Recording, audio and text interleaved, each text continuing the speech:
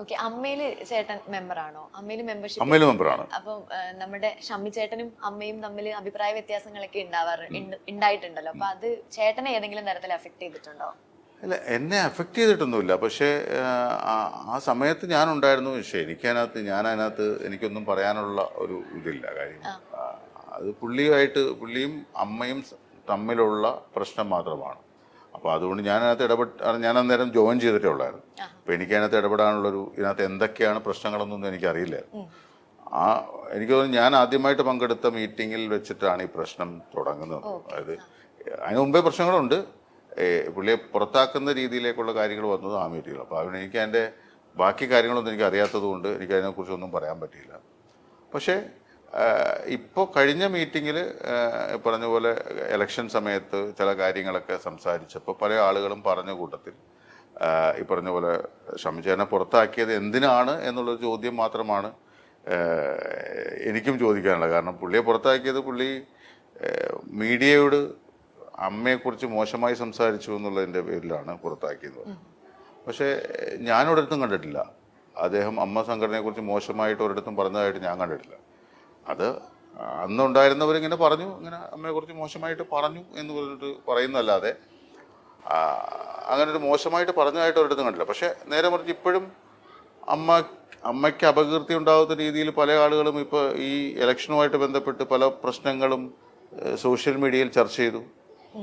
അപ്പോൾ സ്വാഭാവികമായിട്ടും അത് ഈ പറഞ്ഞ മീറ്റിങ്ങിലും 1-2 പേര് ചോദിച്ചു. സ്വാഭാവികമായിട്ടും അങ്ങനെ പറഞ്ഞവരെയും അവർക്കെതിരെ നടപടി എടുക്കണ്ടേ?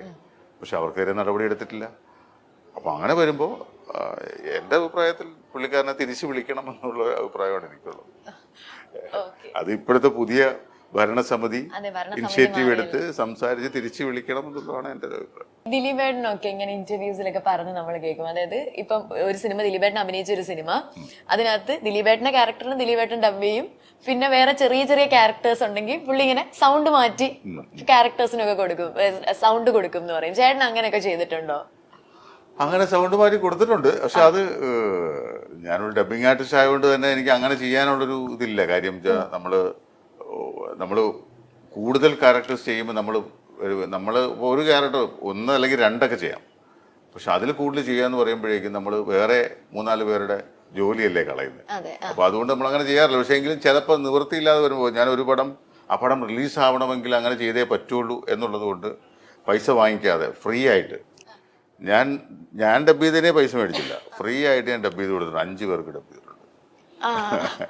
അന്നത്തെ ഒരു ഫേമസ് ആർട്ടിസ്റ്റിനെ ഉൾപ്പെടെ, അദ്ദേഹം ഇപ്പൊ ജീവിച്ചിരിപ്പില്ല, അദ്ദേഹത്തിന് ഉൾപ്പെടെ 5 പേർക്ക് ഡബ് ചെയ്തിട്ടുണ്ട്.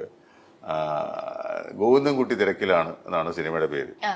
1-2 പേരുടെയൊക്കെ വോയിസ് എന്റെയാണെന്ന് അറിയാൻ പറ്റും. ബാക്കിയൊന്നും അറിയത്തില്ല, അറിയാത്ത രീതിയിലാണ് ചെയ്തിരിക്കുന്നത്.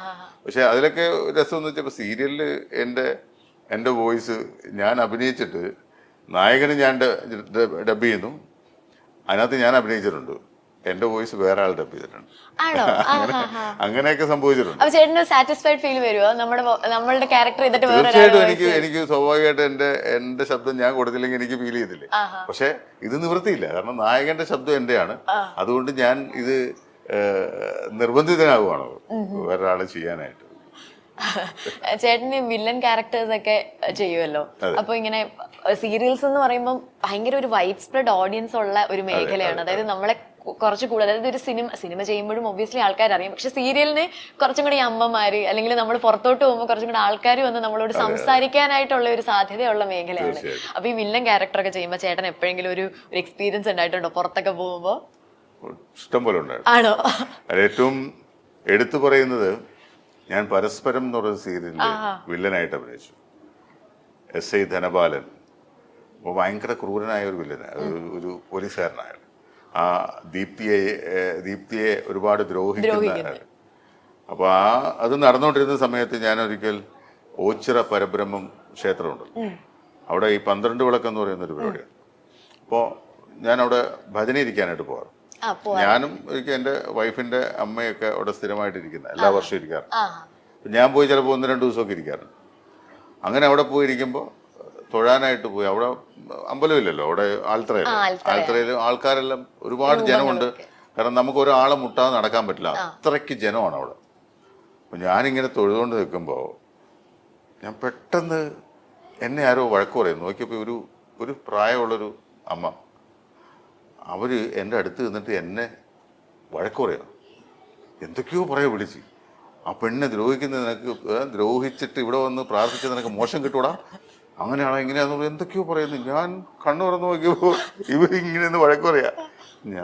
ഞാൻ ഇങ്ങനെ ഇങ്ങോട്ട് തൊഴുതുകൊണ്ട് ഞാൻ ഇങ്ങോട്ടായിട്ട് ഞാൻ പറഞ്ഞു, അമ്മച്ചി ഞാനൊന്ന് തൊഴുതോട്ടെ എന്നത്.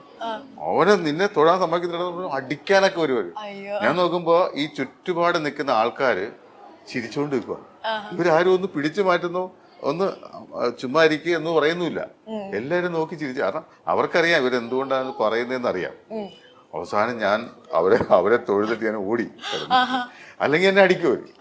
അത്രയ്ക്ക് ഒരു വല്ലാത്തൊരു എഫക്റ്റ് ആയിരുന്നു. കാരണം നമ്മൾ സത്യം പറഞ്ഞ ഈ വില്ലൻ ക്യാരക്ടർ ചെയ്യുമ്പോൾ ഒരുപാട് ശാപങ്ങളൊക്കെ ഏറ്റുവാങ്ങും. അത് ആ ശാപങ്ങൾ ഇല്ലാതാക്കാൻ നമ്മൾ അമ്പലത്തിൽ പോയി പ്രാർത്ഥിക്കും. അതുകൊണ്ടല്ലേ 2 ദിവസം ഭജനയൊക്കെ ഇരിക്കുന്നത്. എന്തായാലും ചേട്ടൻ വില്ലൻ ക്യാരക്ടർ ചെയ്തു, അത് കഴിഞ്ഞിട്ട് നമ്മൾ ക്യാരക്ടർ റോൾസ് ചെയ്യാറുണ്ട് സിനിമയില്. ഇപ്പൊ കോമഡി ക്യാരക്ടറാന്ന് പറഞ്ഞല്ലോ, ഇപ്പൊ നമ്മൾ പറഞ്ഞ ആശാൻ സിനിമയിൽ ചെയ്യുന്നത്. അപ്പൊ ചേട്ടന്റെ മുഖം കാണുമ്പോൾ നമുക്ക് പെട്ടെന്നൊന്ന് പേടിയാവും. പക്ഷെ ചിരിച്ചു കഴിയുമ്പോ അങ്ങ് ശരിയാവും, കുഴപ്പമില്ല. ചിരിക്കുമ്പോ നമുക്ക് ആ ഒരു വില്ലൻ മാറി വരും. അല്ല, വേറെ കാര്യമുണ്ട്. നമ്മൾ ഈ മുഖം കുറച്ച് റഫായിട്ടുള്ള ആളുകള് എല്ലാരും വില്ലൻ ക്യാരക്ടേഴ്സ് ആണ് കൂടുതലും കൊടുക്കുക. അപ്പോൾ അവർക്ക് വില്ലൻ ക്യാരക്ടേഴ്സ് മാത്രമേ പറ്റുള്ളൂ എന്നൊക്കെ ഉള്ള ഒരു ധാരണയുണ്ട്. പക്ഷെ അവർക്കാണ് ഏറ്റവും നന്നായിട്ട് കോമഡി ചെയ്യാൻ പറ്റുക. പക്ഷെ ഞാൻ ഇതിനു മുമ്പ് കോമഡി ക്യാരക്ടർ ചെയ്തിട്ടുണ്ട്, അത് സക്സസ്ഫുൾ ആയിട്ടുമുണ്ട്. പക്ഷെ എങ്കിലും നമ്മളെ കാണുമ്പോൾ ആൾക്കാർ തരുന്നത് വില്ലൻ വേഷങ്ങളാണ്. ചേട്ടൻ നടന്നു വന്നപ്പോ ഞാൻ ഇച്ചിരി സീരിയസ് ആയി, പക്ഷെ വന്ന് ഇരുന്ന് ചിരിച്ചു കഴിഞ്ഞപ്പോ ഞാൻ കൂളായി, ഓക്കെ ആയി. നേരത്തെ നമ്മൾ പറഞ്ഞല്ലോ തിലകൻ സാറിന് വേണ്ടി ഡബ് ചെയ്തിട്ടുണ്ട് എന്ന്, ആ എക്സ്പീരിയൻസ് ഒന്ന് ഷെയർ ചെയ്യാമോ? അല്ല, അത് ആദ്യമായിട്ട് അച്ഛന് വേണ്ടിയിട്ട് ശബ്ദം കൊടുക്കുന്നത് സീരിയലിലാണ്, പെയ്തൊഴിയാതെ എന്ന് പറയുന്ന സീരിയലിൽ. അതന്ന് അച്ഛൻ ഹോസ്പിറ്റലിൽ കിടക്കുന്ന സമയത്താണ്. ഏകദേശം ഒരു 10 എപ്പിസോഡ് ഞാൻ അദ്ദേഹത്തിന് വേണ്ടി ഡബ് ചെയ്തു. ആ ഡബ് ചെയ്തത് ഞാനും അച്ഛനും കൂടി ഇരുന്നാണ് കാണുന്നത്. അച്ഛനന്ന് ഹോസ്പിറ്റലിൽ അഡ്മിറ്റ് ആയിരുന്നു. ഹോസ്പിറ്റലിലെ TV-യിലാണ് ഞങ്ങൾ. ഈ വീക്കിലി ആയതുകൊണ്ട് ഞാൻ പോയി ഡബ് ചെയ്തിട്ട് വന്ന് അച്ഛൻ്റെ കൂടെ നിൽക്കുന്നത് ഞാനായിരുന്നു. അപ്പോൾ ആ സമയത്താണ് ടെലികാസ്റ്റ് ചെയ്യുന്നത്. അപ്പോൾ ഞങ്ങൾ ഒന്നിച്ചിരുന്നാണ് കണ്ടത്. പക്ഷെ പുള്ളി അതിനകത്ത് തെറ്റൊന്നും പറഞ്ഞില്ല.